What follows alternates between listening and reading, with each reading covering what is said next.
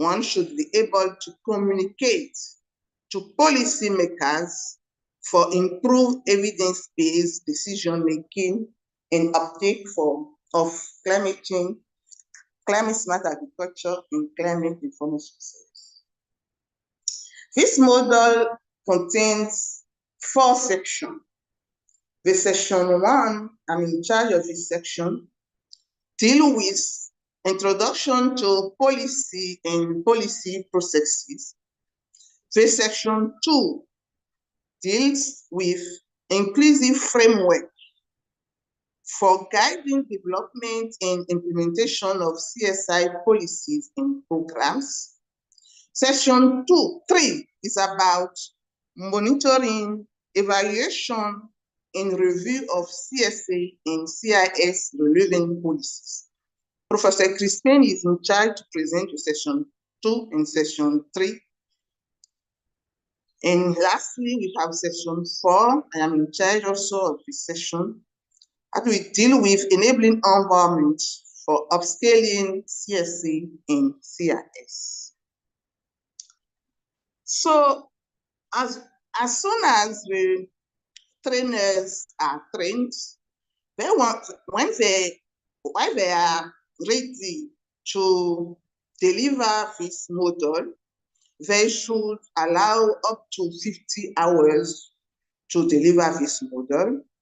For instance, for Section 1, they can deliver it in 10 hours. Section 2, and also 10 hours. The Section 3 is a little bit longer. They should deliver it in 20 hours. And for Section 4, will be delivered in 10 hours. For this training of trainers session, for this information session, we will have 3 days. Today, for instance, will last for 2 hours and we will present Section 1 and Section 2. Tomorrow, same hours, we will present Section 3 in 2 hours. And first day, also 2 hours, we will present Section 4. But when the trainers will be ready to deliver this model for undergraduate or master's students and so on, they should allocate this respective time framework for each session. Who are the audience targeted for this model? Any staff of universities and research institutes, employee of development institution or agency, any master student, PhD student, MPhil, especially for those interested in development studies can take this model. Consulting organization involved in monitoring, evaluation, and policy analysis can also take this model. Ministry departments and agencies, governmental or non-governmental organizations can also take this course. Staff of public policy institution, as well as private sector company and so on. So I'm about to start with a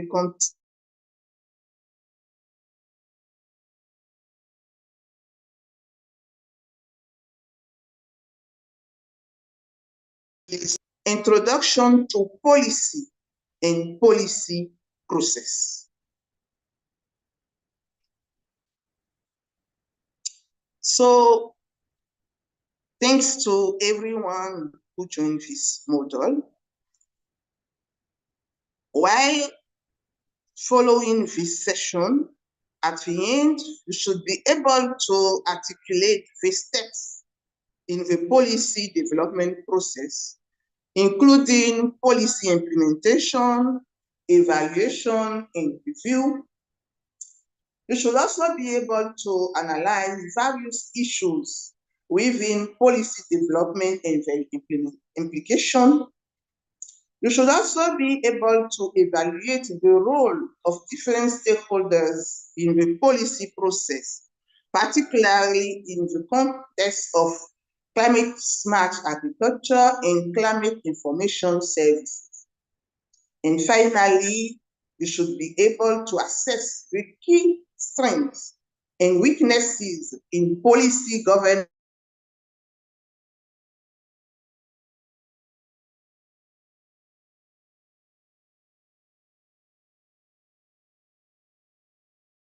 governance in the session. I will talk about the framework of climate smart agriculture and climate service information. I will show the two kinds of policy making. The first one, the policy making process, and the evidence-based policy making. After that, I will show some policy at a global level related to climate. I will talk about national and local climate policies, and I will list the challenges anybody can go through when coming to policy making. Also highlight the future direction when coming to policy and conclude this session one.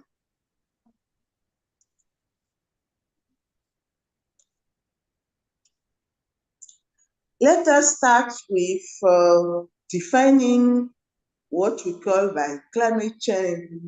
What are the causes? What are the consequences?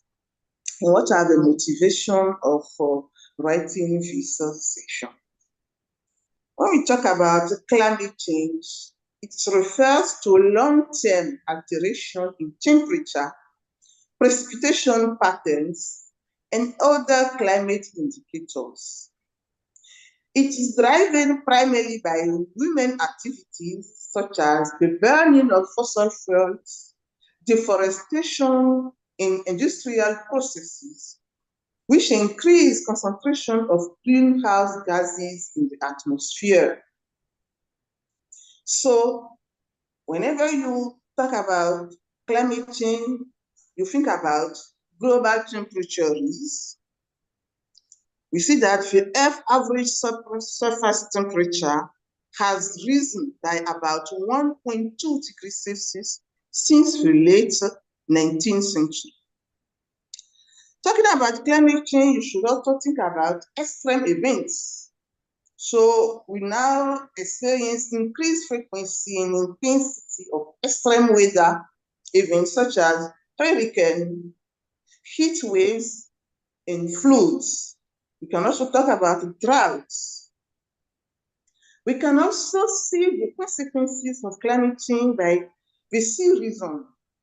You can see the sea level is rising, and we can also notice that melted ice. So we see significant loss of ice mass from polar region and glaciers contributing to rising sea levels. So all that facts, all that consequences, climate change pose risk to global ecosystem. It poses also risk to human health and also to economy. So to address it effectively, we need that require policies based on solid evidence to mitigate impacts in adaptation to climate change, to this change we are observing in climate. I will also, in this introduction part, explain what we call evidence-based policy making. Evidence-based policy making involves the use of data and scientific research to inform policy decisions. It ensures that policies are grounded in reliable evidence, increasing their effectiveness and efficiency.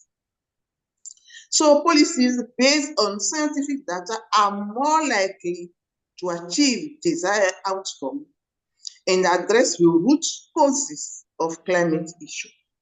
And while doing that, we are sure that adaptability and resilience are granted because evidence helps to design policies that can adapt to new findings in changing circumstances, ensuring long-term resilience.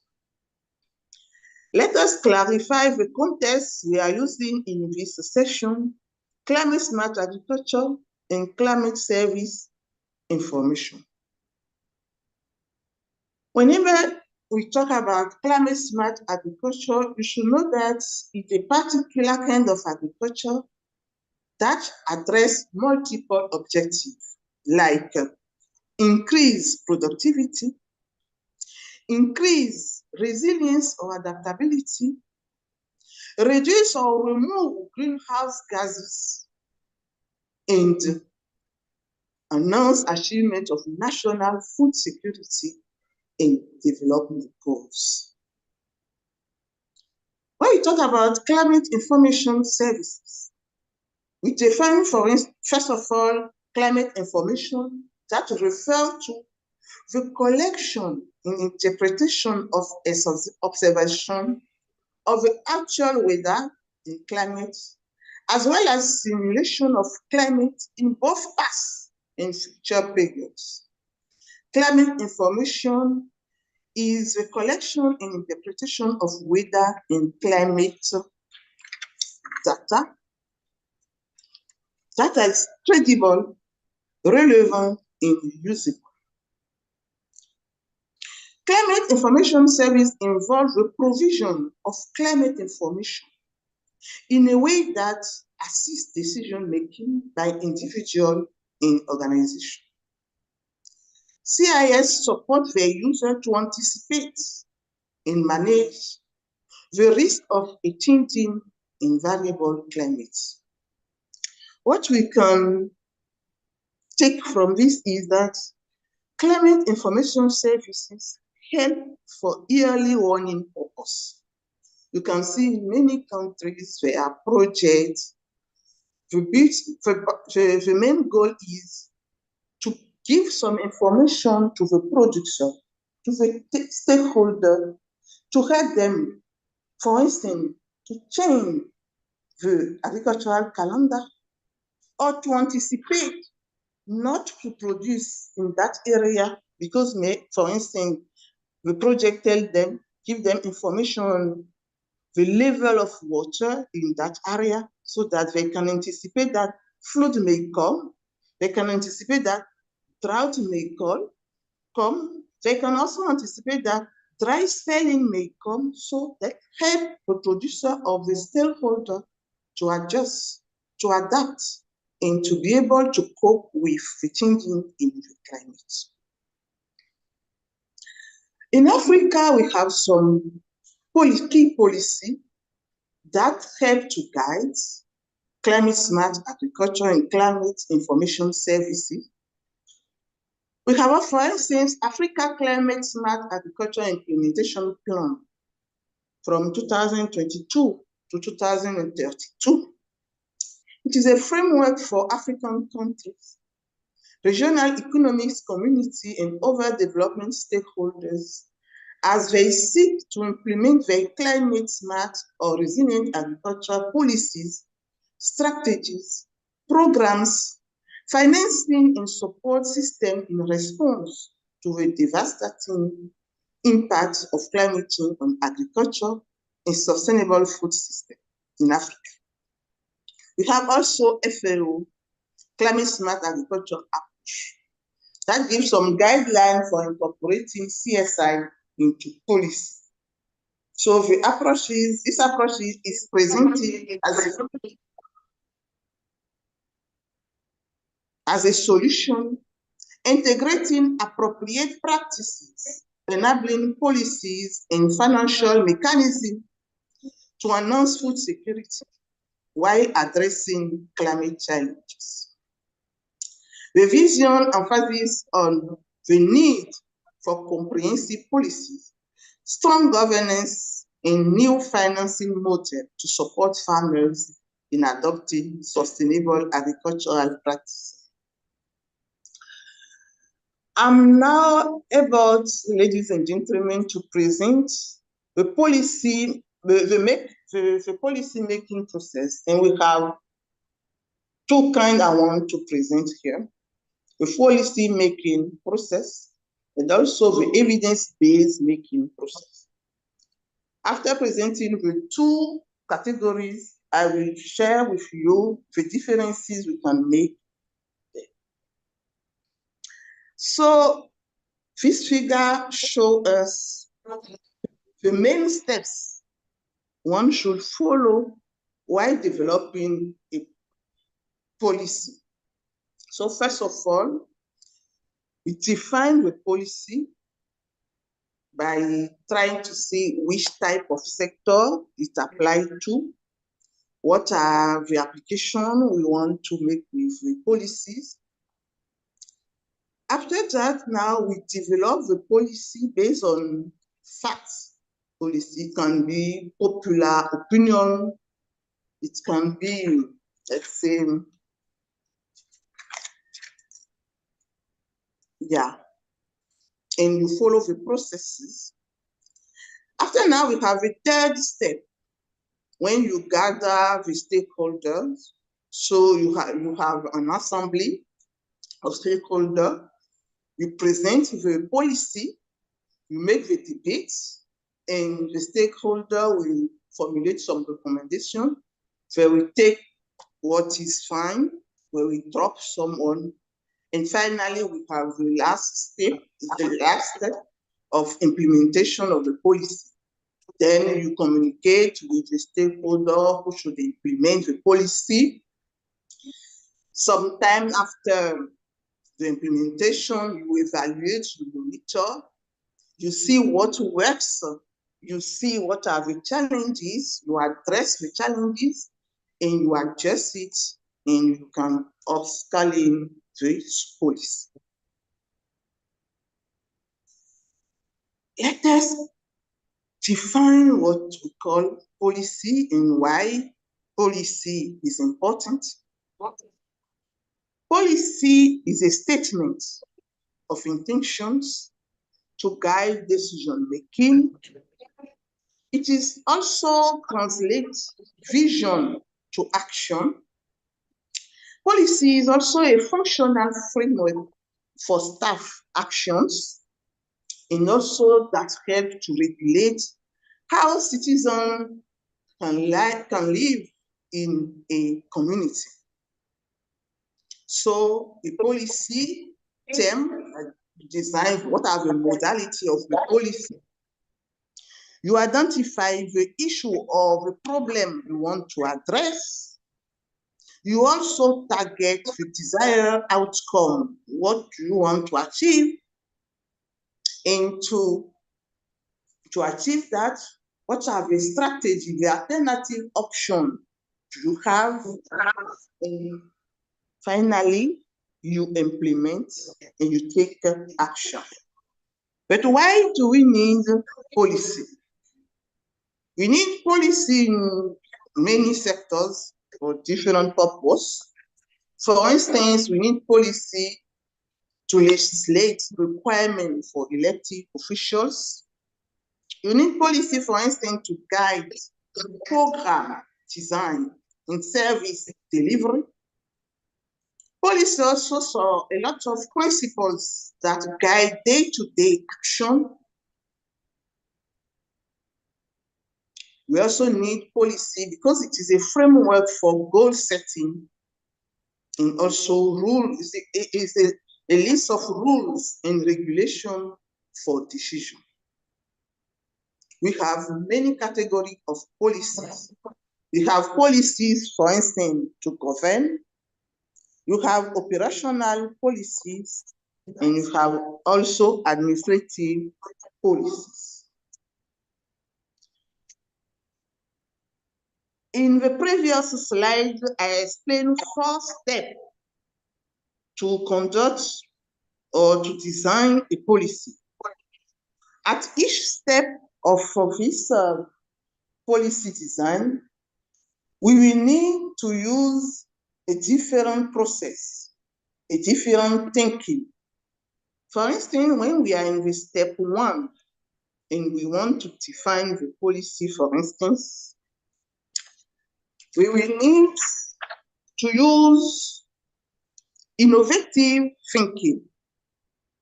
So we need to create, we need to consult, and we need to recommend. When we move to step 1, when coming to develop the policy, we should use the process of analytic thinking so we understand. We use, for instance, popular opinion. we identify, we describe, we develop the policy. In the step 3, while we discuss with the stakeholder, we make the debate to agree on and to validate the policy, we should use the strategic thinking. So now, for instance, we communicate, you discuss with the stakeholder and you decide. And at the last step, when you implement and you evaluate the policy, one should use the flexible thinking. So you monitor, you evaluate, and you adjust. Now I will explain the second type of policy making I thought about, evidence-based policy making. This kind of policy is different of the one I just presented, because the one I just presented is based on popular opinion. It can be subjective. It can be not reliable. It cannot, sometimes it cannot fulfill the priorities of the country. But the one I'm presenting now, you can see that it's based on data and scientific research. So when we talk about evidence-based policy making, it refers to the practice of developing policies that are grounded in rigorous and systematic evidence. This approach prioritizes the use of data, research findings, and empirical evidence over anecdotal or purely theoretical consideration. The goal of this evidence-based policy making is to create more effective and efficient policies by ensuring that decisions are based on what works rather than assumption or political motivation. This can lead to better outcome for society by addressing issues more accurately and sustainably.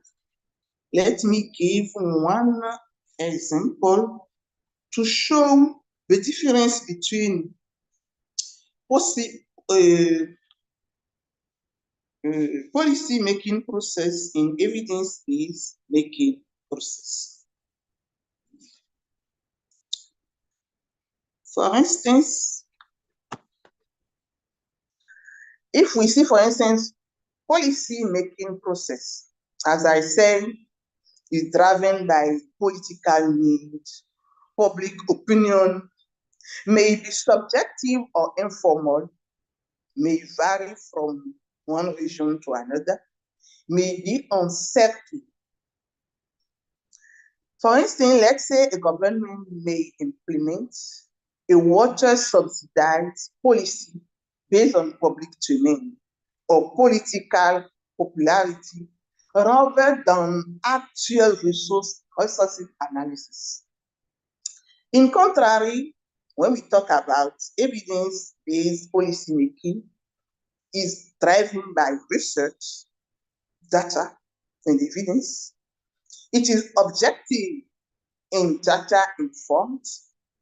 The stakeholder often includes scientific and experts, and the outcome are more likely to achieve desired impacts. For instance, let's say a government develop a climate resilient agriculture strategy after analysis year of drought data, climate model, and socioeconomic vulnerability map. So, in an evidence-based policy making, we can see 5 steps because we should take into account gathering evidence. So the first step is identify the problem. We clearly define the issue that needs to be addressed. In step 2, we need to gather evidence. So we collect relevant data and research findings. In step 3, we need to evaluate different options we have. So we assess the different policy options based on the evidence, and we decide, we agree on one policy. In step 4, we implement the policy. So we put the chosen policy into action.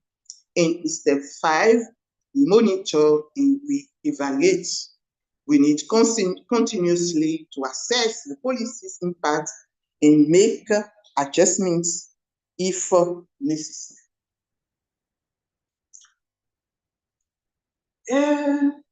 Ladies and gentlemen, we will show now some global climate policies. We will take it from 1992 up to today. What has been done when coming to combating climate change? What are the conventions? What are the policies? What are the agreements? That will give you some ideas and insights to know how to formulate policies, and you will be familiar with this. So in 1992, United Nations Framework Convention on Climate Change starts, and the main goal is to combat climate change by trying to stabilize the level of greenhouse gases emission. After that, 5 years later, we see the Kyoto Protocol. This Kyoto Protocol that made the decision forward. After that, we have the COP7 in Morocco, Marrakesh Accord. This Marrakesh Accord that sets the rule for implementation of the Kyoto Protocol. At that COP, we clearly talk about the clean development mechanism. We also talk about international emission trading. We talk about carbon credit. I will come back to all those key milestones in details. After that, we receive a Copenhagen Accord in 2009. That's not success too much. And we have a historical Paris Agreement in 2015. From that, today, you have different COP success with different policies. All of them, the main goal is to reduce the global warming, to stabilize the emission of greenhouse gases, and to combat climate change, to be sure that we will like to reduce the future generation, a better world. So let us start from the United Nations Framework Convention on Climate Change in 1992 in Rio de Janeiro. The main objective is to stabilize, as I said, greenhouse gases concentration in the atmosphere at the level that will prevent dangerous anthropogenic interference with the climate system. This framework set no binding limit on greenhouse gas emission for individual countries and contain non-enforcement mechanisms. 5 years later, we have Kyoto Protocol in 1997 in Japan under United Nations framework. So this is a global agreement that set targeted for reduction greenhouse gas emission. Finally, it is in 2005 that this agreement was put in force. And the main goal to address the problem of climate change and the reduction of green gas emission. And for this Kyoto Protocol, the agreement of the policies was based on the data of 1990 share of CO2 emission for some countries. One may see in this figure that USA contributed to the CO2 emission in 1990 up to 36%, followed by European Union, 24%. You can see Russia is there with 17%. So the Kyoto Protocol aims is that the industrialized countries have to cut their CO2 emission. They should cut up to 5.2% below the states of CO2 emission in 1990. And they designed this policy for the target of 2008 and 2012. Another aim of Kyoto Protocol is not only CO2 emission, but also other greenhouse gases like methane, nitrous oxides, and so on. For this Kyoto Protocol, the targets sometimes vary because they say European Union may go up to reducing up to 8%. In Japan, may reduce up to 5%. But countries like Iceland are allowed to increase their emission because if you see in the figure, those Iceland country at that moment, 1990, their emission turned around to 30%. And when coming now to we developing countries, we are asked to set a voluntary targeted for greenhouse gas emission, including China and India. Let me recall that developing countries like Africa, sub-Saharan Africa, East Africa, and so on, we have the one emitted very low level of greenhouse gas emission, but we are the most vulnerable to climate change. After 1997 Kyoto Protocol, we are now to the historical turning point with the Paris Agreement in 2011.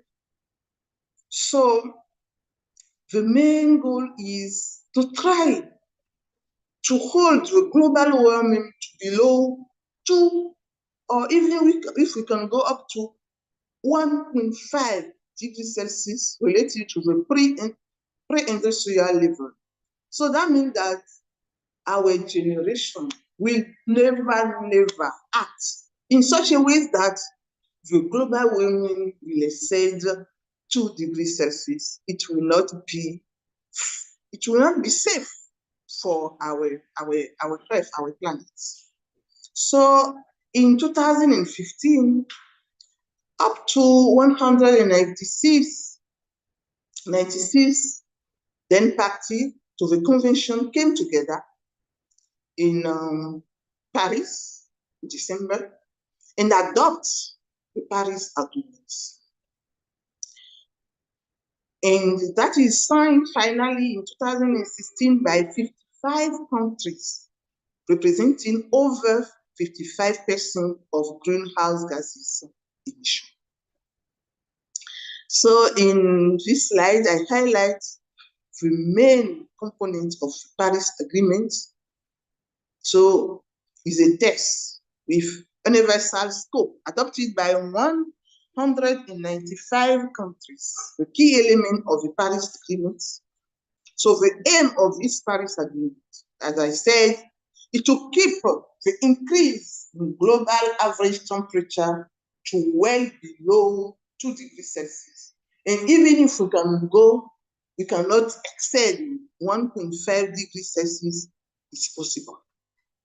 The objective to level of greenhouse gases emission as soon as possible, to recall the main causes of global warming, there are the emission of greenhouse gases, CO2, and other gases. The principle, you want to differentiate between developed and developing countries. Developed countries must lead the way for reducing emissions because they are the most polluting, and they should support developing countries in implementing this.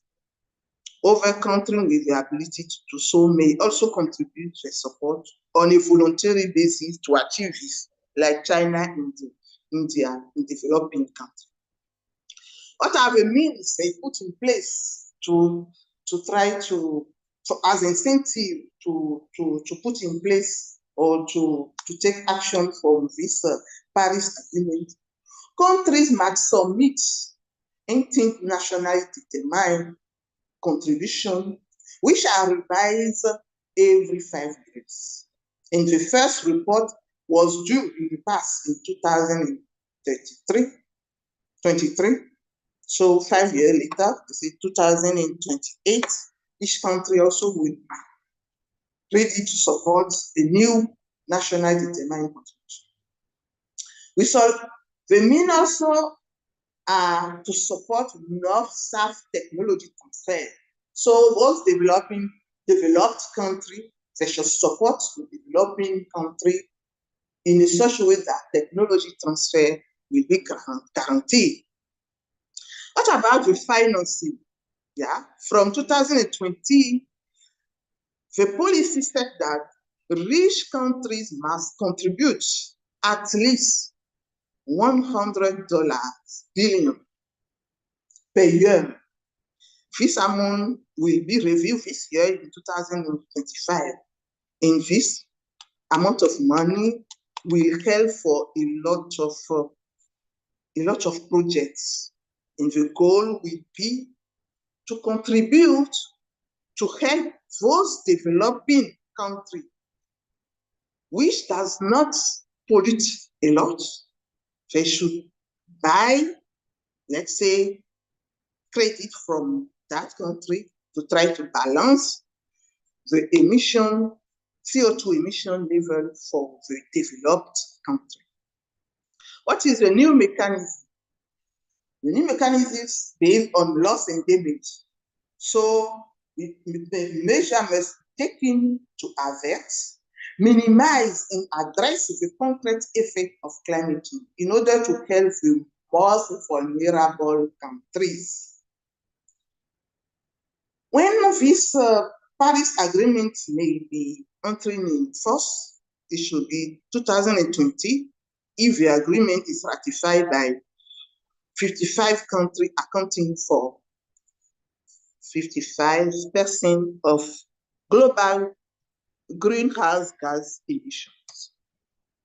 We have also some other decisions like Bali Action Plan. For Bali Action Plan, for instance, it was adopted in 2007, and all developed country parties have agreed to quantify emission limitation and reduction objectives, while ensuring the comparability of efforts among them, taking into account differences in the national circumstances. We have another decision, which one of the Copenhagen Accords in Cancun agreements. So as far as the 2009 Copenhagen negotiation, a number of countries produced the Copenhagen Accords.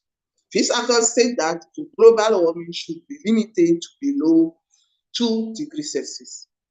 If you remember that in this figure, I said that this Copenhagen Accord in 2009 failed. Yes, because they say that the global warming will never exceed 2 degrees Celsius, but based on research, based on new funding, the scientists see that if we never reach this level of 2 degrees Celsius, it will be very worse for the world. It's for that reason that for the Paris Agreement, the target was we should never exceed 1.5 degrees Celsius. We do our best to never exceed. So after that, we can see that for since many years now, each year we will have the COP in a particular region. So for instance, for COP in COP26 in 2021 in Glasgow, we have, for instance, that there are subsidies to limit fossil fuel use. For instance, COP27 in 2022 sets a lot of funds for loss and damage assessment.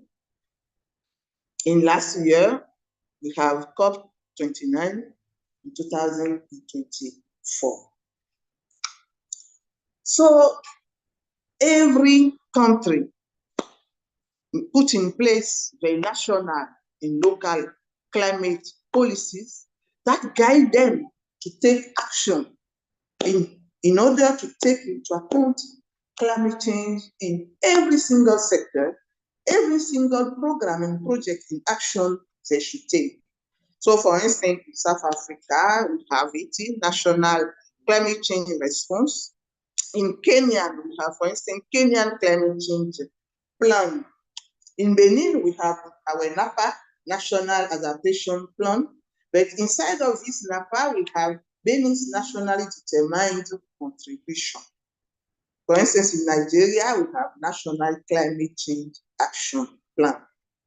In some countries, we can even have also policies for some towns or from cities, to call it local climate policies. So for instance, Cape Town, one city of South Africa, had its own Cape Town Climate Action Plan. For instance, in Tanzania, we have Dar es Salaam Urban Climate Change Strategies. In Cote d'Ivoire, we have Abidjan Urban Development Plan. In Ghana, we have Accra Climate Action. As we can see, it's nice. A lot of policies have been set, have been put in place. Efforts have been made to finance them. Countries are doing their best, are doing great job. What are the challenges in policy making? We list here up to eight challenges. Eight challenges, ladies and gentlemen, thank you for being there. So at the political and the economic side, we notice some barriers. So sometimes political, it is difficult for them to set the priority, what is priority. Because achieving strong political commitment amidst competing priorities. So for instance, as you know, in Africa, the government, they want to show popularity. They want to have all the population aside. So they want to formulate, design policy that can be, we can see the fact right now, it will be, they should be appreciated by the population. The question is, are there the priority? Are there the worth policy to be set?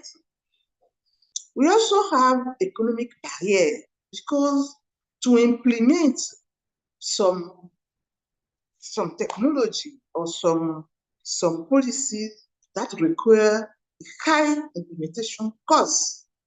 In some time, you can just receive resistance from industry concerned about economic impact.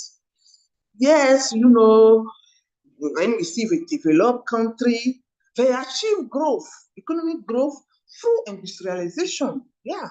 So whenever you say, yes, industry, you should reduce The developing country will tell you, are we going to stop believe that we can achieve economic growth one day?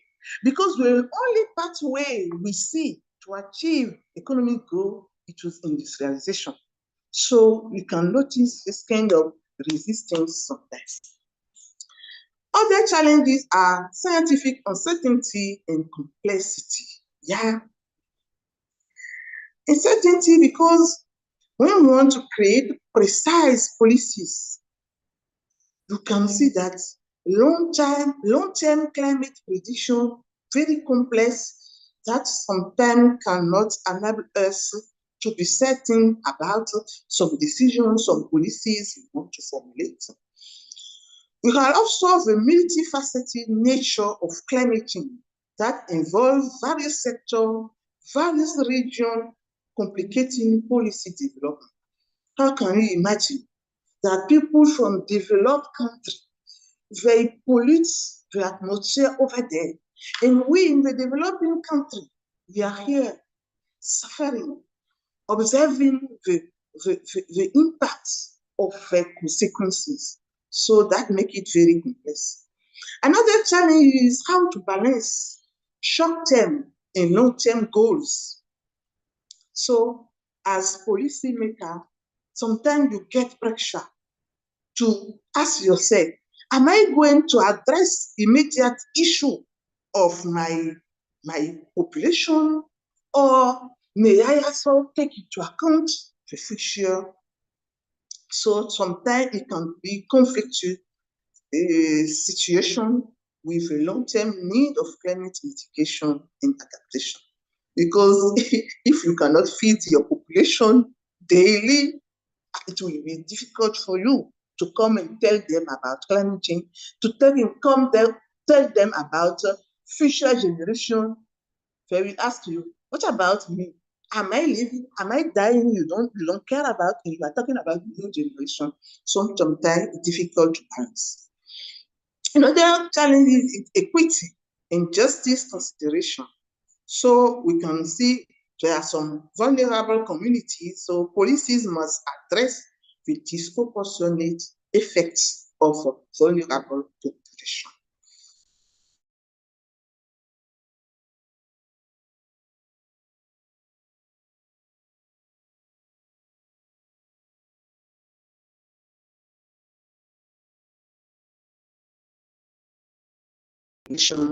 They are the one getting the negative effect of climate change. We have, again, 4 other challenges. We have the public awareness and engagement. So we have a variety in public understanding that affects very well the support for climate policies. We need to raise awareness. We need to inform the population. We need to motivate them. We need to create incentive for engagement. We have another challenge, institutional and governance challenges, how to coordinate. So effective climate action requires complex coordination across various levels and sectors. What about the challenge related to technology and for innovation barrier? So technology development, developing and deploying new technology can be slow and costly, and we need to address this challenge. Finally, international cooperation is also a huge challenge because you need a global coordination to really achieve this big goal of combating climate change. So climate change requires international cooperation, which is often handled by different national interests. Based on those challenges we just highlight, we formulate some future direction that can help the new learners or anyone interested in climate change development, climate change engagement, and so on, to know for where we start, what can be done and so on. So the future of climate policy will be shaped by advancements in increased climate finance, active youth in grassroots engagement, and strengthened global cooperation. These directions are very crucial for achieving long-term climate goals and building a sustainable future. Let us take each of these directions and explain them more. When we talk about, for instance, future direction may be based on innovation in climate policy. We should move to green technologies. So we should design and adopt technology that reduce carbon emission and enhance environmental sustainability. For example, we have renewable energy technology designed with solar and wind, energy efficient appliances, green buildings practices. In agriculture, for instance, we should think about land restoration practices, agroforestry system, integrated soil fertility and management, and so on. Any kind of technology that are friendly for climate, it can help to reduce carbon emission. Some innovation we should include in climate policy, we have also climate finance. Increase investment in climate initiative to support mitigation and adaptation efforts, particularly in developing countries. For instance, we have green bonds, climate adaptation funds, and international climate finance mechanism. Yeah. Okay. In Africa, for instance, make progress, make efforts to apply for that funds. There are a lot of funds that can help in this process. So we need just to watch these projects, to apply, to take advantage from them.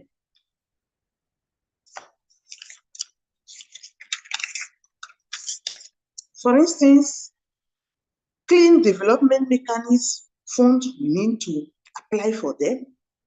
Carbon credit fund, we need to apply for them, so that every fund that the developed country they put together to support the emission, the developing countries should use them appropriately. We should apply to get this fund.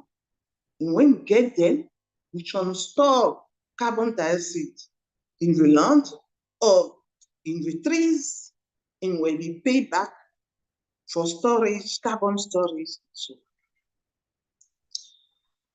another future direction we should be including in policy is the role of youth in grassroots movements. We should empower young people to lead and advocate for climate action through education, activism, and innovation. So we need to ask ourselves in our respective country, how many NGO, how many activism structure organizations advocate for climate change, strike for climate change, talk, try to support all those policies in our country. We need to put more effort. So for instance, youth-led climate strikes, educational program, and youth advisory council. Grassroots movements, community-driven initiatives that promote local climate action and sustainability practice in our respective communities. Small action that we can take that can help to reduce the emission of greenhouse gases, like local tree planting program, community renewable energy projects, and so on.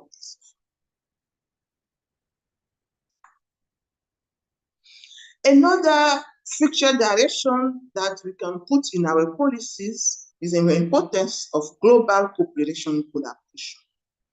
We need to work more on the international agreements by strengthening global agreement and framework to ensure coordinated climate action and shared goals.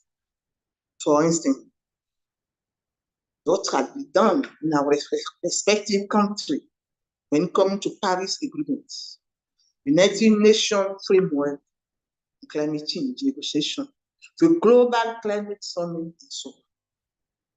We should encourage cross-border partnerships and collaborative solutions to address global climate challenge. Because climate change is a worldwide issue. When you pollute in one area, the consequences can be observed in another area. So it should be a common issue, and we should find collaborative solution. So for instance, joint research initiative, transboundary conservation projects, in international climate action network.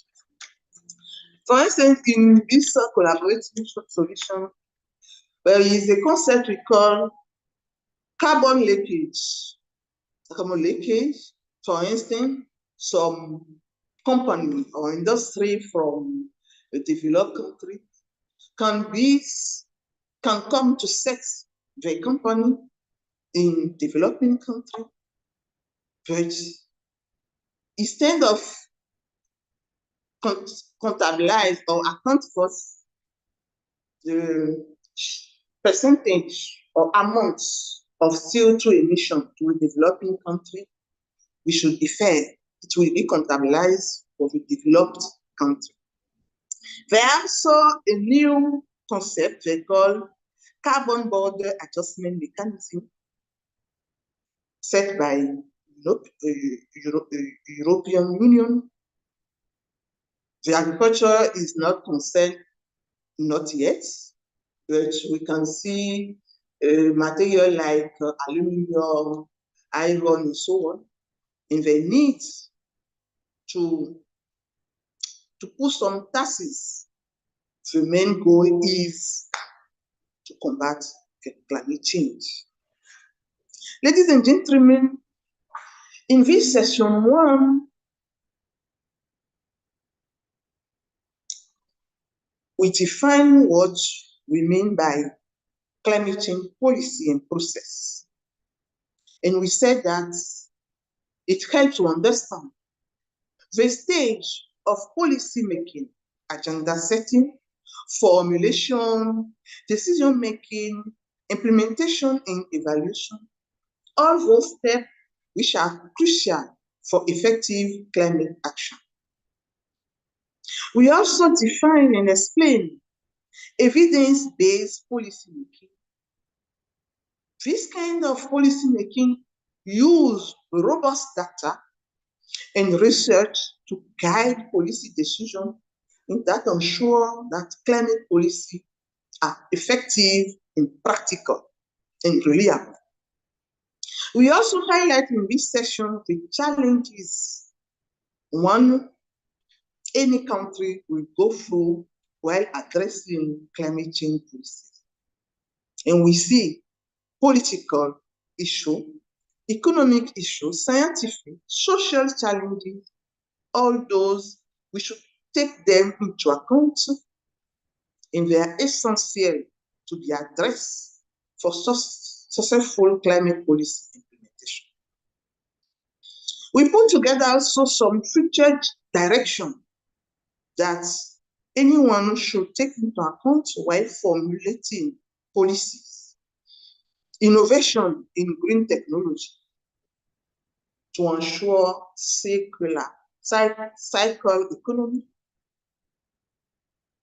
that reduce waste and encourage the reuse of different materials to limit damages. They should also include in a policy formulation, climate finance, youth and grassroots engagement in global cooperation. All those are vital for advancing climate action. We need to take into account the policymakers and stakeholders. So for them, you need to embrace evidence-based approaches, overcome barriers, and collaborate on innovative solutions.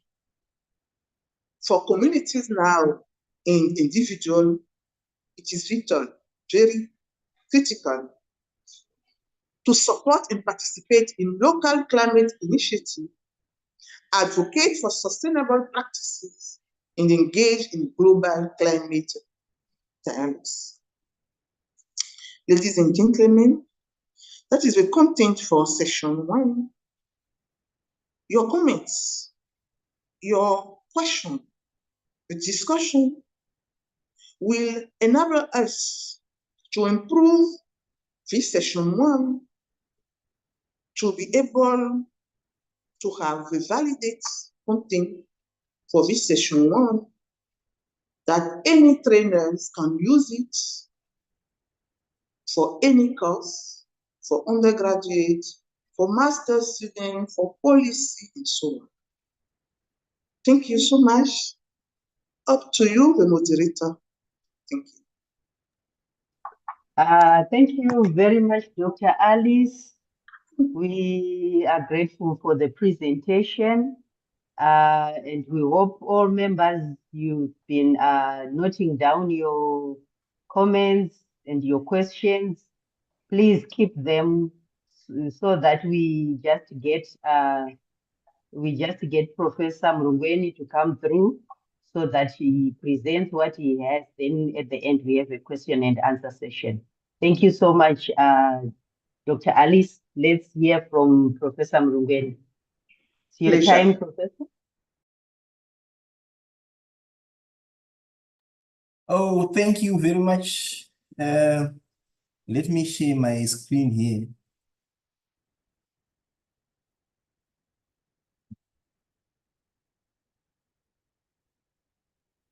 Right, I guess you can see my slide now. Right, thank you very much, Alice, for introducing our session on policy practices and analysis to support implementation of climate smart agriculture and climate information services. And get me right, people normally make an error. CIS, some they call it climate information services. It's actually climate information. They call it climate information systems. So it's climate information services. Alice talked about the policy, what the policy is like, what the policy entails, who is to be involved in making the policy, what are the guidelines in making the policy. So also, she looked also at the various scales in policy appreciation in making global scale.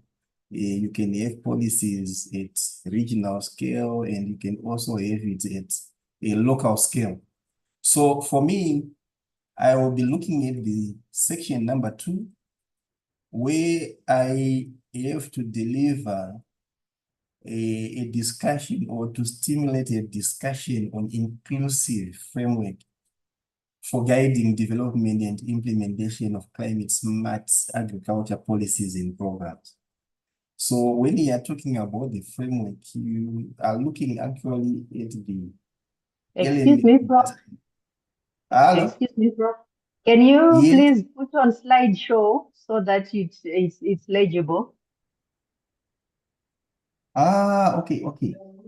Yes, please. Like Thank this. you. Okay. Thank you Right, very much. thanks. Right, so I was saying here, when we are looking at the framework, we are thinking of it in terms of what kind of elements should be included in this policy formulation. What are the guidelines? What are the boundaries? What are the relationships? Who should be doing what? Who should be involved? So when you look on the left-hand side here, you have to start by describing the processes, right? Who is involved in this? Because if you get it wrong and then you make your own policy where people and other good stakeholders are involved, if you exclude them, then your policy is most likely to fail. We have the starting point and then we have the target. So you have to know what exactly are we aiming at. In this case, we are looking at climate smart agriculture. So what I'm going to be looking at first, I'll just say a little about the objectives, what are the learning outcomes. Then I'll introduce some terms so that when I go through or I take you through the later presentation, this later slides, it will be easier for you actually to comprehend the processes. Principles of inclusive climate smart agriculture framework. You heard Alice talking about inclusion. How do we have people of different, coming from different settings into play? So we have also the context analysis, then policy program design, then implementation and monitoring. Then I say tomorrow, I think this will be for tomorrow. I'll talk about some case studies that when you are actually teaching this policy module, then there are some examples that you have to use, which are live examples, which you can actually give some students to look at, and then they can use those ones to try and reflect and then come back to the discussion table. Right, so climate smart agriculture and CIS policy framework. Why are we interested much in this? It's about ensuring equitable and sustainable climate smart agriculture.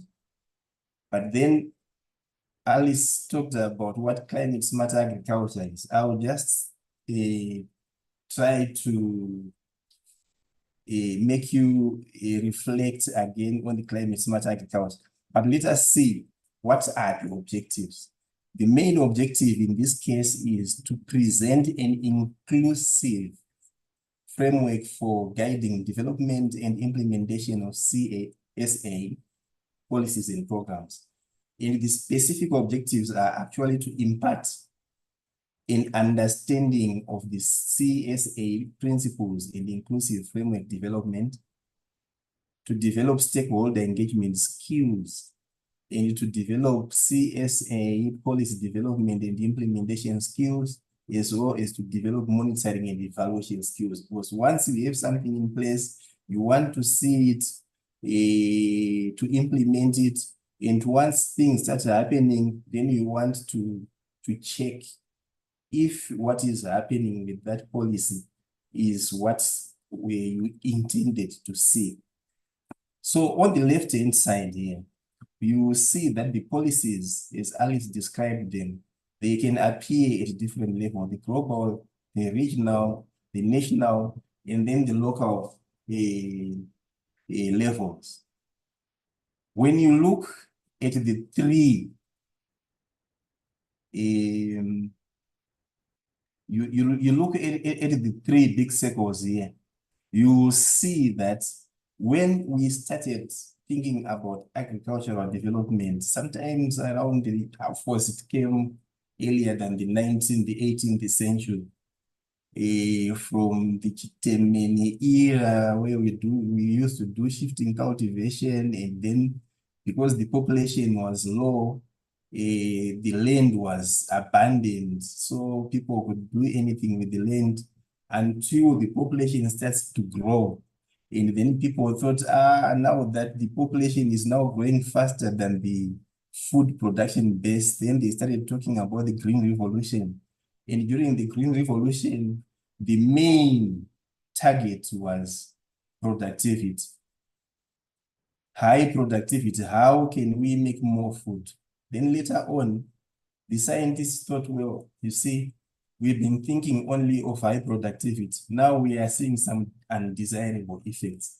Those undesirable effects are what are now resulting in what we are referring to as climate change. So further, scientists started talking about resilience to climate change.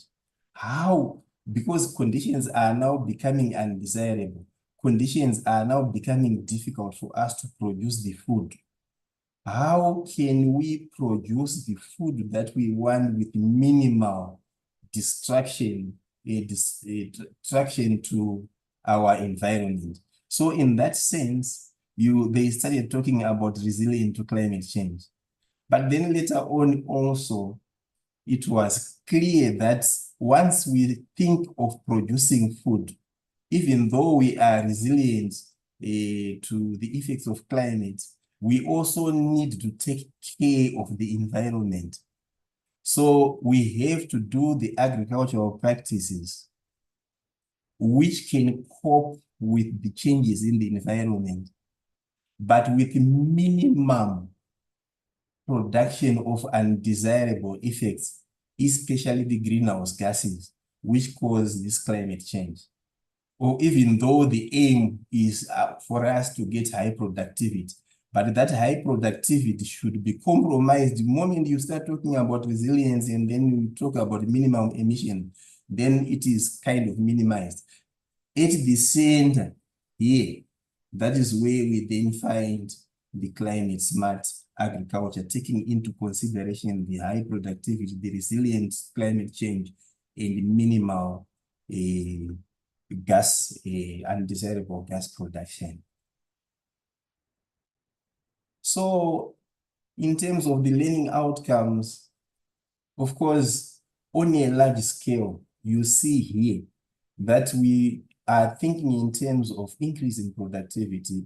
We are thinking in terms of increase in the net return, because when you do some business, you also want to get the profits. It could be the profit in terms of grain, because the inputs that you have put into the system have given you the return which can enable you to continue with production the following year. So we think in terms of increase in net return, we think in terms of improving inputs, use efficiency, because you want per unit produce that you are making, you want to use the minimum possible resources. And then to avoid impact on the climate, then you have to reduce some emissions. Here we give an example of carbon dioxide as the major gas that is a nuisance in the atmosphere, which is mainly supporting this climate change. So we also have increase in resilience and then increase in gender and social inclusions, especially in our African continent. It has been an issue whereby we really have to work on trying to balance between the past processes that have been happening, whereby men would go to work in towns and then women and children are left at home, at the rural homes. And now the situation has changed. We are all in towns, we are all everywhere. So we have to be helping each other. And then that means then that we really have to share the responsibilities. So if we are to share responsibilities, it means we have to respect each other, we have to respect the gender, we have to respect our children. And then we have to work together because we can get ideas from everywhere. So that is on a large scale. When you look at the local scale, from the presentation that I'm going to be giving you, our learning outcomes will be skill-based. I divided it into three terms, which is skill-based, the application-based, and then the value-based. So on skill-based, we expect participants will develop skills in analyzing climate smart agriculture. That is the strengths, the weaknesses, opportunities, and threats that are possible. And then they should be able to apply stakeholder mapping, inclusive decision-making, and skills for facilitating the decision-making process. So on the application-based learning outcomes, we expect our participants that they will be able to develop climate smart agricultural policies that are inclusive, effective, and sustainable, and address needs of diverse stakeholders. On the value-based learning outcomes, we expect these participants actually that they will understand the importance of social justice in climate smart agricultural policy development and the implementation, ensuring benefits to marginalized communities and promote sustainable agricultural practices that minimizes environmental damage.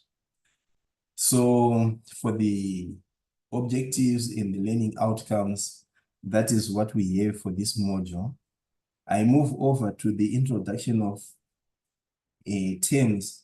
The key terms, just to give you a reminder, because Alice already explained this in detail. Others could have joined this presentation maybe after those definitions were already given. So it doesn't hurt to repeat. Climate smart agriculture, what really are we looking at? We are looking at agriculture that sustainably increases agricultural productivity and incomes. The agriculture that improves food security and quality and enhances the resilience of agricultural systems to climate change while reducing greenhouse gas emissions. That is according to FAO.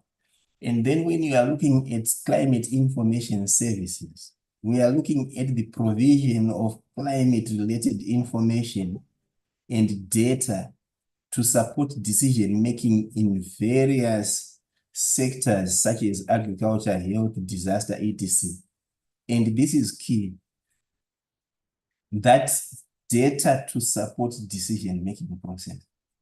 We really have to develop some programs, some technologies that can actually help farmers to actually make decisions. Right?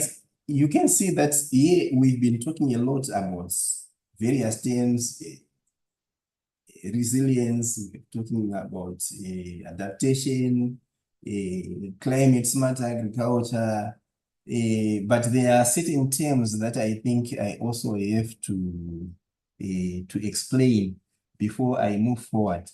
When you look at climate, when you look at resilience, for example, we are actually saying that with climate change comes with some forces that are impacting on the food production base.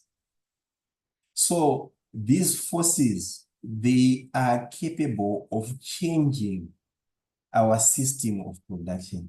If a system, for example, was producing maize grain, that system can be pushed to an extent that it can stop actually functioning as a maize producing base.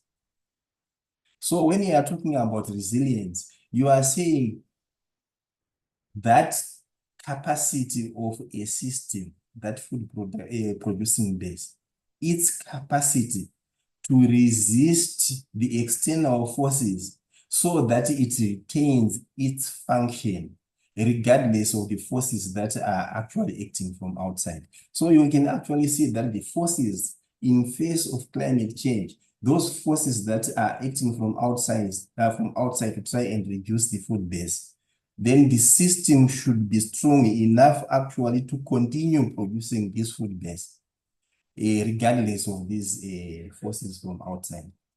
When you talk about adaptation, you are talking about what then you do within the system. There are people who are making a livelihood out of this system.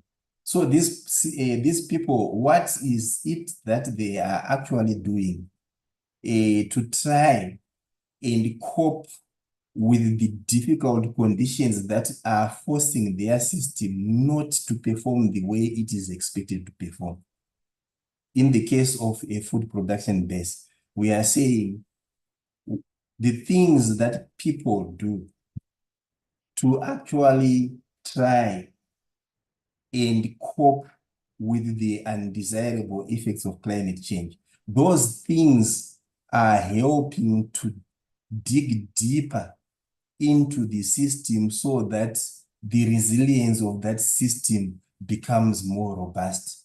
So adaptation is a process which can actually help the system to become robust. And when that system now fails, which in most cases, we don't want to see it that way, when it fails actually to now cope with the external forces, it can change into another system. That process is called transformation. When you look at Zimbabwe, around 1991-92, when we had that drought, it was a serious drought to the extent that in our national region 5, because there is Zimbabwe has some 5 agroecological regions from natural region 1 or agroecological region 1, where the conditions are quite favorable for when we move from agroecological region 1 to agroecological region 5. 4 and 5 are the hot areas, drier regions as well. So what then happened in 91-92, in an area they call Matibi 2, 75% of cattle died due to the drought. And during that time, because in those marginal areas, we also have some game parks, right?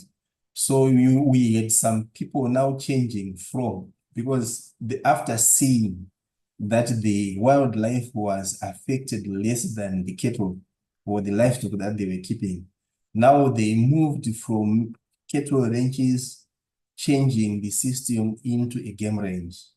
So now we have some game ranges. Yet before 1991-92, we had some cattle ranges. So the system, because it couldn't cope with the pressure, it transformed from one form into another form. So I guess you are now clear on the various terms that are going to be used in this module.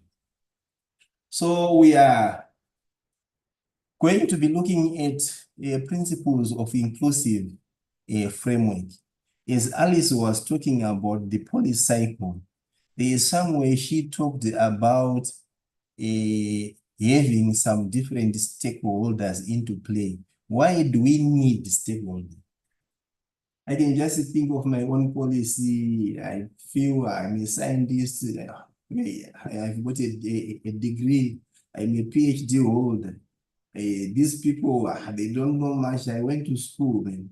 So I can design the policy for them because I know what is good for them. And then I will ask them to act. That is where you find or you face the problem of what is called the lack of adoption. Because if you fail to define the targets with the people whom you want to move with to that target, then you have already failed as a policymaker. So that is why in this module, we are taking the principles of inclusive framework being very, very important.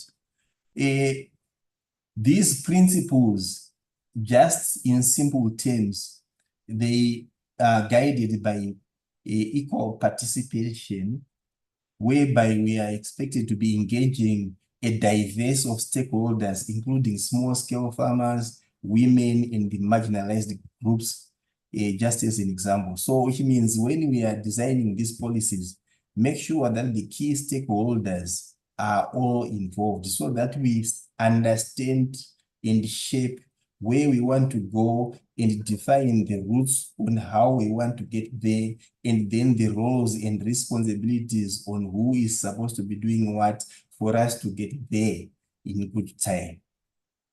Right.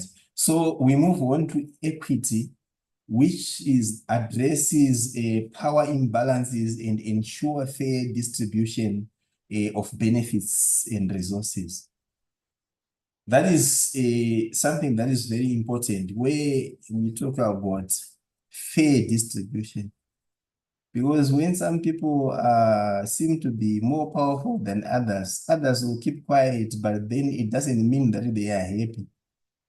Those are the people who can actually pull the system down because they don't understand what is happening, how we want to get there. They feel they are being marginalized and we are taking advantage of them. So if we fail to look at equity when we are designing these policies, we are actually destined to fail. In transparency, everything that is done should be done in clear terms. We have to look at fostering open communication and accountability throughout the policy cycle, where sometimes some people talk about these stakeholder platforms. Some call them some innovation platforms, because that is where they would then come, people would come from different facets, big different backgrounds, and then discuss things, agree to disagree on certain things, and in the end agree on the way forward. That way would then be possible if the system is actually transparent. So these are some of the strong terms that are important when you really want to come up with an inclusive framework. Accountability. Whatever we do, we have to be accountable. Here, some people would want to be nice, but if you want to be nice, then fine. But things can go wrong. What is wrong is wrong. What is right is right. Agree from the start. And then give each other responsibilities. In that responsibility that you are given, you have to take it with dignity, and then you have to make a fair contribution so that we can move together in order to establish clear roles. So accountability is to do with roles and responsibilities and metrics of success. Right. So what are the components that should be involved in inclusive framework? We have the context analysis. You know, when we are talking about a policy framework, the policy on climate smart agriculture that maybe the Zimbabweans would want to see to increase their food base and then minimize the damage to the environment could be different from what the people in Mali, for example, would want to see. So the context in this case is very, very important to consider. But for you to understand this, what we call the context, you have to understand the system. And you can't understand the system by yourself alone and by only reading or reviewing the secondary literature. The context can actually be defined when you can actually have your stakeholders who are coming up with various suggestions on things that can affect them directly. In this case, context analysis is important because it assesses social, economic, and environmental context. Stakeholder engagement, those are the people or the organizations that should help you to identify, analyze, and engage in a way that can give you the idea. So you need a diverse number of stakeholders. Policy program and program design. This one is required to develop inclusive and context-specific climate smart agricultural policies and programs. So it's all now coming from the context analysis then, which is being done in liaison with these stakeholders for us to come up with a policy program and design the program which is actually inclusive in nature. Once we have the program in place, we need to have the implementation and the monitoring, because if we don't implement what we agree, then it is just as good as not to have wasted resources in the first place. So in this case, we want to establish participatory monitoring and evaluation system.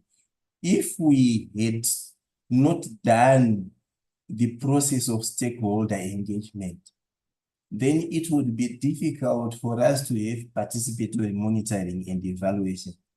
Because who is now then going to participate when he was left out or when she was left out from the beginning? So when we see things now that they are working, we are working at a local scale, we need to do what is called scaling and sustainability. So on scaling, that is the plan for scale. We need this plan for scaling up and ensuring long-term sustainability. So I just want you to take you back to the context analysis, just giving an example of the context analysis for a climate smart agricultural policy in the rural Zimbabwe. Because the context in the rural Zimbabwe could be different from the context in the urban Zimbabwe. So when you look at the context, you look at certain factors, for example, the biophysical context. You want to look at the climate. For example, the rural Zimbabwe is a vulnerable section of the country to climate variability and change. With increasing temperatures, changing rainfall patterns, all those things, and more frequent droughts and floods, this is what is happening in Zimbabwe currently. When you look at this, it could be different from what is happening in an equatorial rainforest, maybe. Here we are in a savanna region. So when you look at the soil degradation as well, you look at this degradation, erosion, things like nutrient depletion, significant concerns may be noted by various stakeholders on what should we do when we are making a policy in a region that is poor soil quality. I will just give you a good example. In southeastern Zimbabwe, they have what is called the Banyan. The Banyan is a flood area around the Limpopo River, whereby farmers around that area, they can grow crops successively during a dry season. Because if it rains upland, then it is going to flood around their area. And then the floodplain is so big, they call it the Banyan. And because of all the siltation, also not siltation, all the soil of the good quality properties of the damp, the damned material which have been swept from the land above the topsoil is now accumulating in the river, in the floodplain. Then you tend to get the soils which are even quite good for agricultural purposes. And when it floods, then the farmers can actually grow their maize in that area. But it is not good or advised by other policies.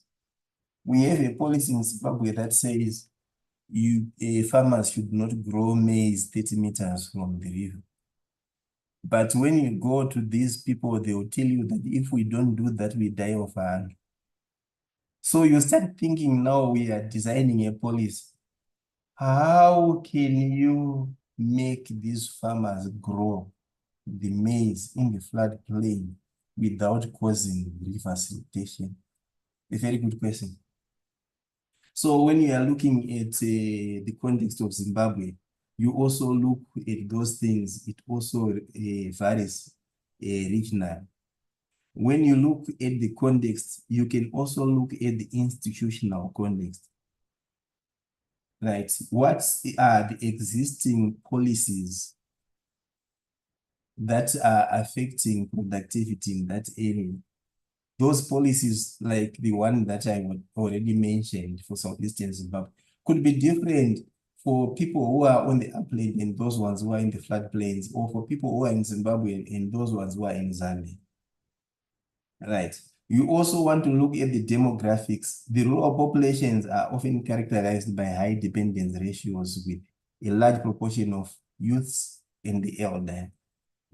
You look at how the poverty is spread. You look at the institutional context in terms of farmer organizations.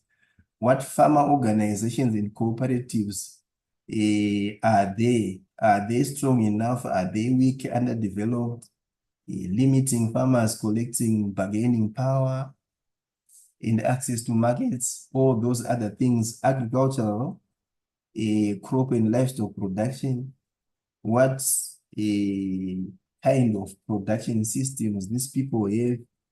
We can also look at the climate change, how climate change is causing significant changes in the food base in that area. So you see, when you are looking at an area, it is very, very important to analyze the context. And when you do this analysis, you need to have this stakeholder engagement. And when you are talking about stakeholder engagement, you need to map the strategies on how to engage this diverse of stakeholders. And there are various ways of doing that. You can look at participatory rural appraisal. You can do the focus group discussions, for example. So you can say, for example, when you look at the stakeholder engagement process for CSA program, for example, in Uganda, and then you look for the stakeholder engagement process for CSA in Ghana, for example, you see also that the nature and the number of stakeholders that can be considered is different depending on the context of analysis. Right, so for today, I can say I just wanted to introduce you before I move on tomorrow now to be looking at the principles for inclusive climate smart agriculture and policy design. So I will do that, and then later on I give some examples where you have to give some where you actually have to talk about what is happening in various countries. And then we are going to be discussing some important events that have been happening elsewhere. And from there, I move on to a new topic, which is chapter 3, and that will be tomorrow. So chapter 3 is going to be looking at monitoring, evaluation, and review of CSA and CIS relevant policies. And after I deliver that, then on Thursday, I'll then need something like 15 minutes. I will conclude, and then I will leave the 1.5 hours to Alice now to conclude, to do the fourth chapter, and then we are done. So thank you very much for today. I can say this is what I am.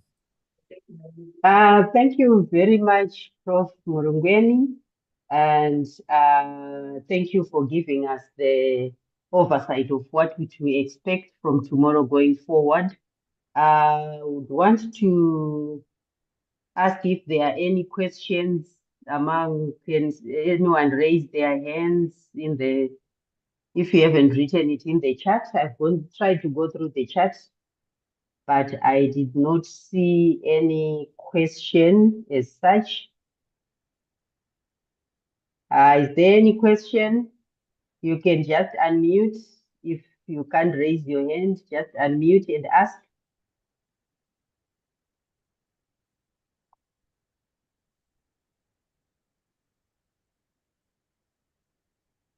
Any questions? Any comments?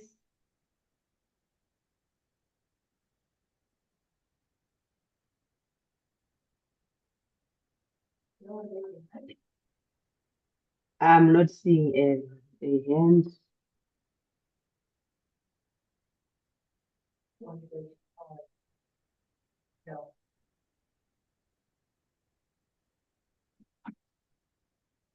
Mhm. You can just unmute and ask if you have a question or a comment, gentlemen and ladies.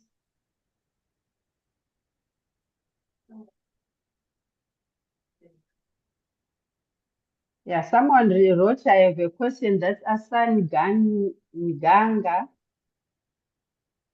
Asani, you can go ahead with your question.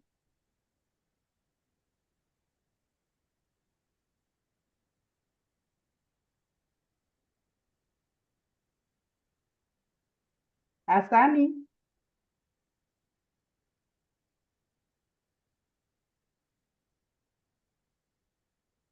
Hello, Yes, go ahead. hello. Go ahead, Asani. We are hearing Okay, you. okay. Please, are you hear me? Yes, you are eligible. We are hearing you. Okay. I want to ask you one question about the. It is possible for African researcher to avoid climate change effects without a, the effort of European. So I want to, how can I say it? This English, but I'm not, my level is not high.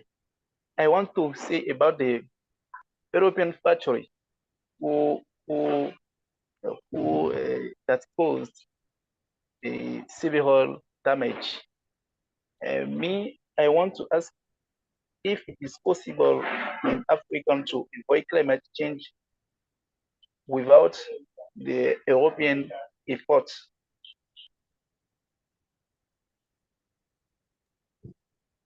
Okay. Facilitators, did you get that question? Hello, can you hear me? Yeah, Yes, I sir. hear you. Yes, okay. Thank you very much for your question. I hear you saying that's your English, etc., but I think your English is good. Right. Okay. So, yeah.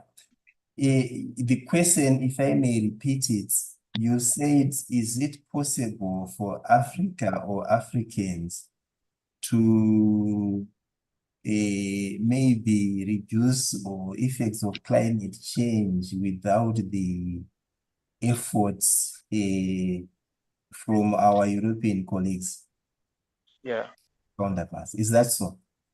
Yes. yeah, All right. I would want to answer it this way, that yes, it is possible, and no, it is not possible.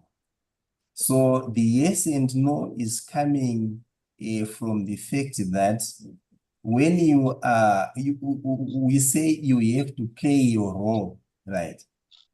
Because climate change is a result of what we do at a local scale, but then the effects are experienced at a global scale.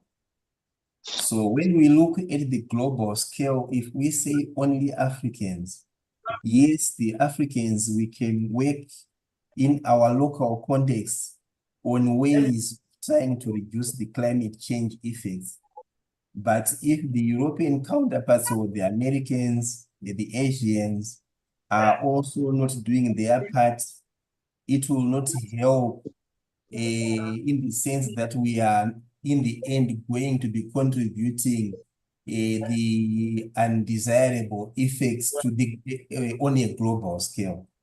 So we really have to link what we do and then we share and then we discuss. I think that is the reason why we have those like the Kyoto protocols. It's a global scale whereby we are really understanding what and who should be doing what it is. I don't know if I have answered you. Yeah, I understand you.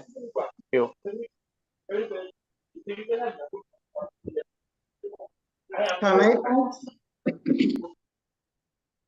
Yeah, I understand. Can I add some aspects? Yes, sure. Go ahead, Dr. Alice. Thank you. I think I really want to thank my colleague from French-speaking country for asking this question. My own view is climate change is like the way we deal with a public good, a public issue, is bring on board what we call externalities. So climate change is an issue that's that concerns many regions of the world. If Africa want to address it by using its own strategy, its own efforts, it will be like if African is losing something, because this public good is our Earth, the world, the planet is unique, is common, and every region are contributing to the emission of greenhouse gases. So to deal with the consequences of this climate change, every single region should contribute to the level of his level of pollution. So if Africans don't want to take benefits from the fund from European, it will like we are losing things. We need to take advantage of them, of those things. We need their effort. It's not like they are giving it for us for free. No, that contributes to the damage that they are bringing by developing the factories, the industry, and so on. So it is our right, it is normal for Africans to take advantage from any technology, any fund from European, from Asian, from America. That does not mean that we are weak, not at all. But it is a common good. Some are polluting, and we are the one affecting, highly affecting. So it is normal that they compensate that by from, and we need to take advantage from them. Thank you so much.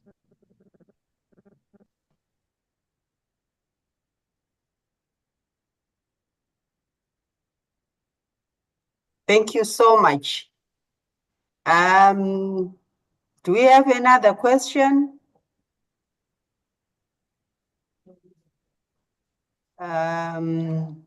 Yes. I think we have Mustafa and Angolmak. Mustafa goes first. Good afternoon, everyone. My name is, like we say, Mustafa Lawani. I'm a PhD student from WASCAL program. I'm currently in the, I'm preparing to defend my, to make the defense of my thesis at the end of this year. And I'm participating to this module, this work, I can say, yes, training, because the topic the address is very important for me.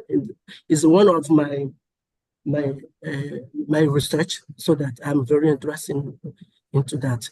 So my question, first of all, I wanted to thank the presenters for their presentation. It was very, very wonderful presentation, Dr. Alice and Professor. So my question goes to the first presentation, the session of Professor Dr. Alice Bono is about the policy framework that she talked about. My question is that among the solutions she presented, there is an international cooperation. So I wanted to talk about agricultural food, as we are talking about climate smart agriculture.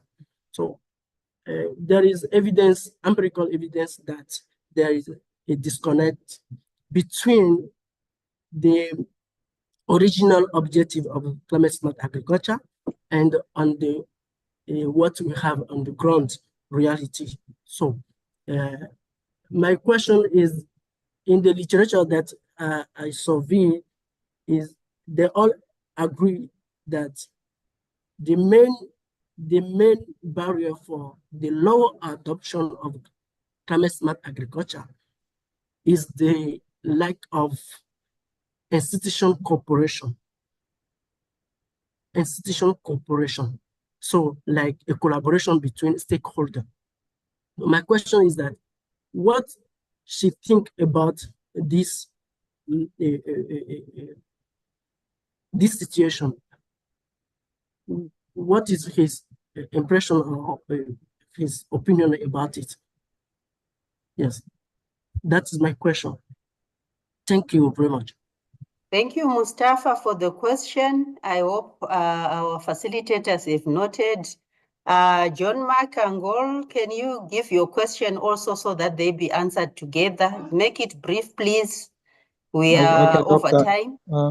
Thank you. Mine is not a question. First of all, thanks, Dr. Alice and the team for the presentation. I'm John Mark from Uganda, graduate in agriculture economics and agribusiness management. But as per now, I'm in for, I'm really building a lot in here because I'm working for a dynamic agro-pastoralist organization here. And we've been having a lot on climate financing, policies, and all that here. So it's in and really good. Mine is just an input on the climate change and the policy adaptation. Literally looking at it for us here where we are in northeastern part of Uganda, we experience the scanty or scarcity of water, erratic rainfall, high dependence. Most people depend on the communal water. So my input really for this discussion is if it would clearly come out on how we incorporate our resilient activities in the policies for climate change, in how it can address these conflicting issues, like specific more of like looking at what resilience go with what the policies in line with, like the early warning systems and adaptation strategies. Most times partners or researchers come out with just with the context of the climate change we know, but on ground it doesn't rhyme with what strategies it goes with the measures on facing such policies. Otherwise, that's my input for today, but looking further to engage more. I have many questions, but for now it's listening and giving input. Thank you. Thank you very much. I leave the two facilitators to respond.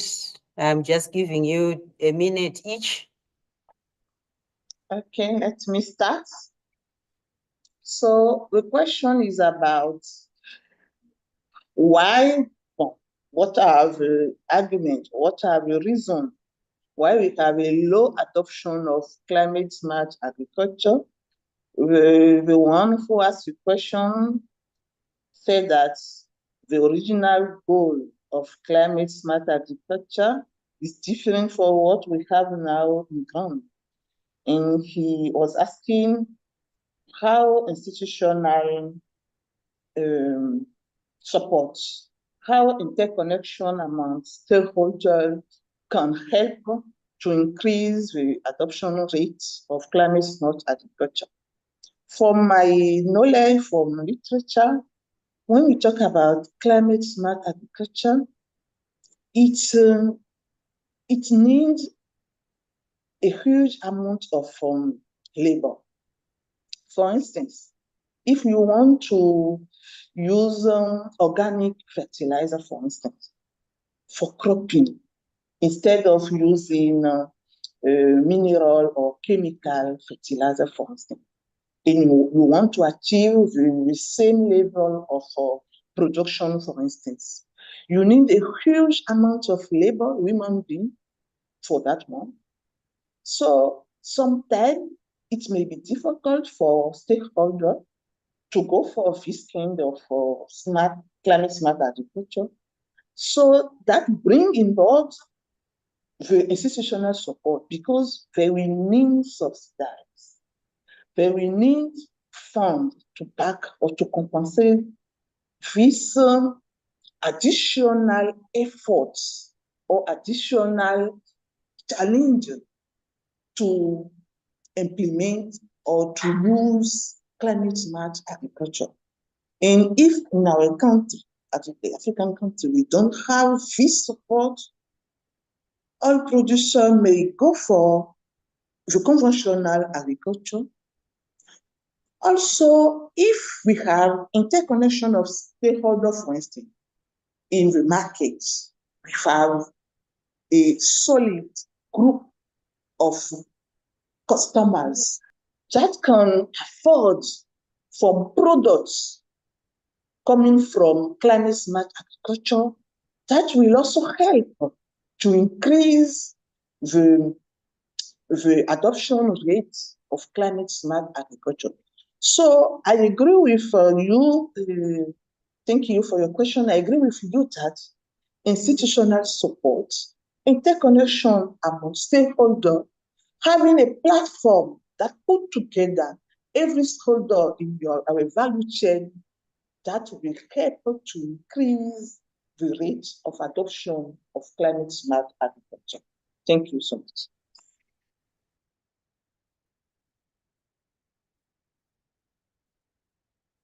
Thank you very much. Prof. Murungweni, do you have anything to add before we conclude? Yeah, just a few things that, of course, yes, we can say lack of adoption, but we can't really say lack of adoption of climate smart agriculture, because climate smart agriculture has various aspects.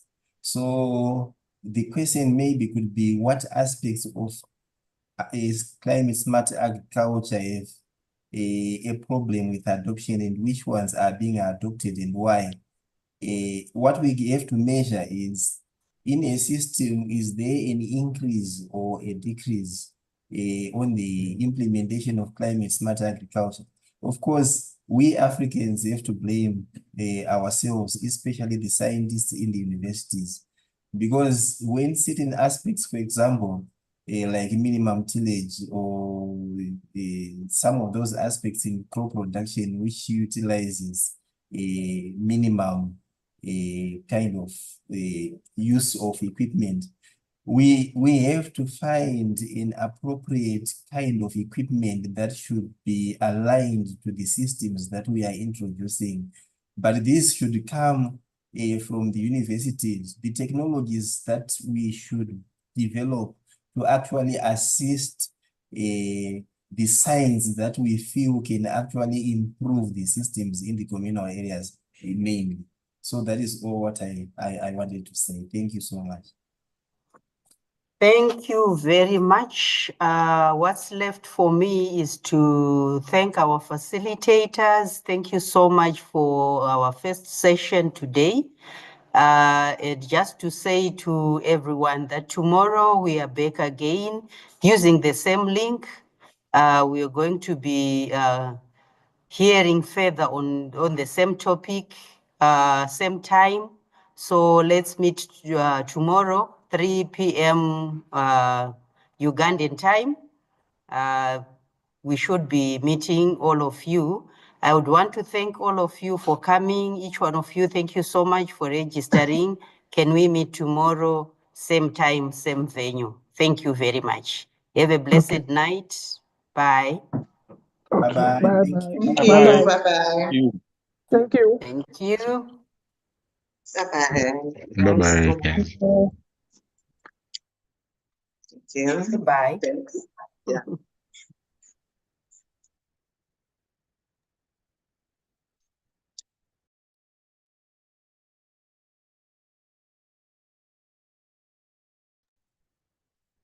Bye-bye.